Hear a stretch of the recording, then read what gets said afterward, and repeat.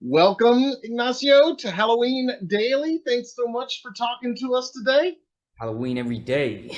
That's right. That's right. It's Having me. always Halloween, and we're here talking about Departing Seniors, which is a new slasher movie, and it introduces a new masked slasher. We love our masked A new slasher mask. icons Yeah. here at Halloween Daily, of course.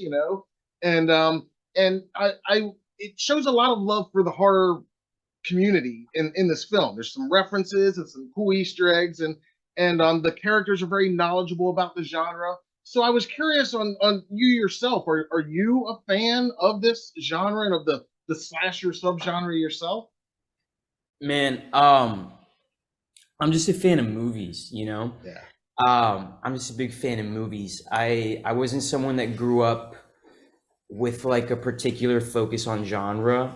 I wasn't I know a lot of people pride themselves on being like a horror head or like but to, I mean, it might sound like a snobbish obnoxious answer, but it's just the truth. Like I don't as like an audience member, as a fan of movies, like I don't think about genre all too much.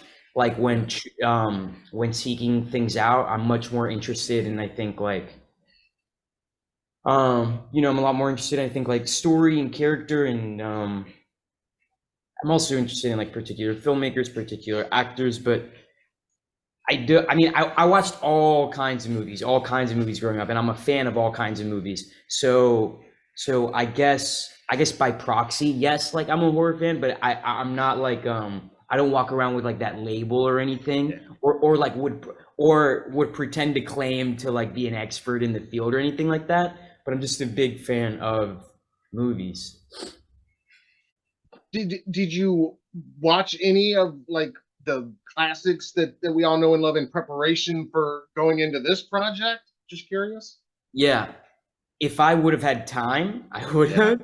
I booked this like a week before we started shooting. Oh man. Um, I came straight in from another project, and I was given an overwhelming list of character references and like line references. I was given like, I mean, I was inundated in them, so I really like uh that became kind of like overwhelming and kind of like, oh, I don't know how helpful this is going to be. Like I do not have the time to delve into this, and actually this seems like something more like this seems like some the references and the way they're baked in seem like I maybe shouldn't be too aware of them, and maybe you, the filmmaker, should be at for like the scaffolding. But I feel like to focus on my job, I got to do something else right now, especially with the very limited amount of time we have. So, um, yeah, I didn't have the luxury of like getting to, yeah, have a big like homework period of delving into everything, but we certainly talked about like some references, and I'd already seen like a number of things that were referenced. Um, but yeah, it was really quick. It was really quick. Like like I said, I came in straight from another job. I booked it and pretty immediately started shooting. So And you mentioned it was a very short shoot. What was like the most challenging part? Was it just that real condensed short shoot time, or what was the most challenging part of filming? I mean, yeah, I mean we shot it in 16 days, I think. Yeah. Um, yeah, the schedule was crazy. Like, I don't know that I ever got more than I don't know that I ever got more than like two takes. Maybe like three, like maybe if it was to be generous. Uh, but no, certainly like the time constraints and just like, the limited amount of resources. It was, just skeleton crew. Like I said, we shot it in 16 days. We had a super, super limited budget. Uh, all those constraints were, yeah, made it really scrappy, made it, not an easy shoot. I would say those were the main, yeah, just the speed with which we had to go through it. Yeah. And it is, it's a fun movie. I mean, obviously people are dying and it's a slasher, but it's a fun watch, and there's a lot of funny aspects to it. And it seems watching it that like you guys were having fun on set, although it was, like you said, not maybe the easiest ideal conditions as far as the time frame. But um, what was your favorite memory from the set, from filming this, from those 16 days on the other end of the spectrum there? My favorite memory.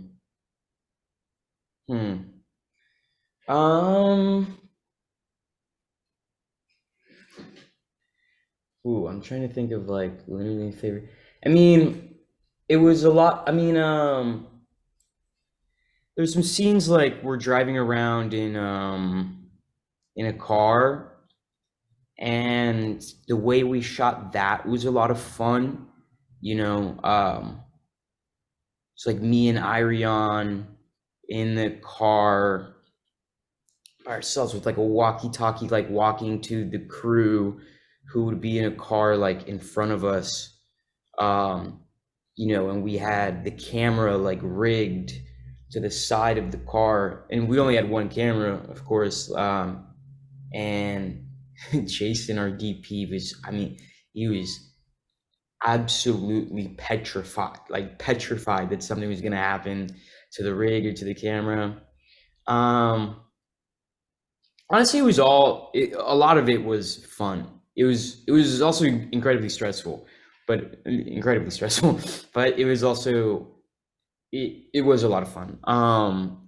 And yeah, a lot of those scenes with Irion, just getting to play off of her and banter with her, a lot of that was a lot of fun. You know, one of our producers, Deshauna, would drive me to set every morning, and a lot of mornings, like we would pick up Ariane on the way, and Ariane has this place in Chicago, because everyone's a Chicago local on the movie except for me, basically. Um, yeah, she has this like coffee shop she goes to every morning, I guess, and yeah, we built a nice little routine of like picking her up, stopping at her place, getting her coffee, and going off, going to the set. Yeah, I don't know. Well, y'all definitely had good chemistry, and you could tell that you guys got along in real life behind the scenes. And to wrap it up here, because every day is Halloween with us, I was thinking about it. Are you, well, first of all, do you look forward to Halloween like we do? Do you celebrate? And are you ready to see this masked killer, people dressed up as this masked killer, to start going out? Maybe even kids in trick or treating or people at parties. I could see this mask popping up this Halloween season. Yeah. Well, that would be crazy. I hadn't thought about that really. If the movie does well enough that there are people dressing up as characters from the movie, that would be insane. That would definitely be good news, I guess. So, yeah. So to that end, maybe I'm looking forward to this Halloween more than any other, I guess. Although maybe it'd be unhealthy to have any expectations. Yeah, I don't know. It'd be crazy. That'd be cool for sure. Awesome, awesome. And then we always ask everybody before I let you go, what is your favorite Halloween costume that you've ever worn, and your favorite Halloween candy or treat? Oh man. Um, there's a picture of me as like a very, very little kid, maybe my first Halloween, dressed as Barney. And I was very, very into Barney when I was, like 2. I was incredibly into Barney apparently. And there's a nice picture of me as a child in that Barney costume. And that I have a lot of appreciation for, I guess. So Barney, and then what was the second part of the question? Oh, your favorite Halloween candy? Oh, my favorite Halloween candy. Oh man, I don't know. It's hard. My favorite Halloween candy? I'm more of like a, I like, I'm more of like a, I like the fruitier stuff more than the chocolate stuff. That's just me. I know that's an unpopular opinion. I like chocolate too, but like, but growing up, it would have been like I don't know, like Skittles, like like the fruitier stuff. Yeah. I like, yeah, I don't know. I know that's a lame answer, but No, there is no wrong answer. That's not a lame answer. yeah. Yeah, I love some Skittles. Well, I can't thank you enough for talking to us. I know you're very busy today, so I appreciate you taking the time and chatting with us. And I love Departing Seniors. I recommend it to our audience. I think they're gonna really enjoy it, and appreciate all the love for the genre that's in there. And I think you knocked it out of the park with your performance. Thank you. Thanks so much, man. Thank you.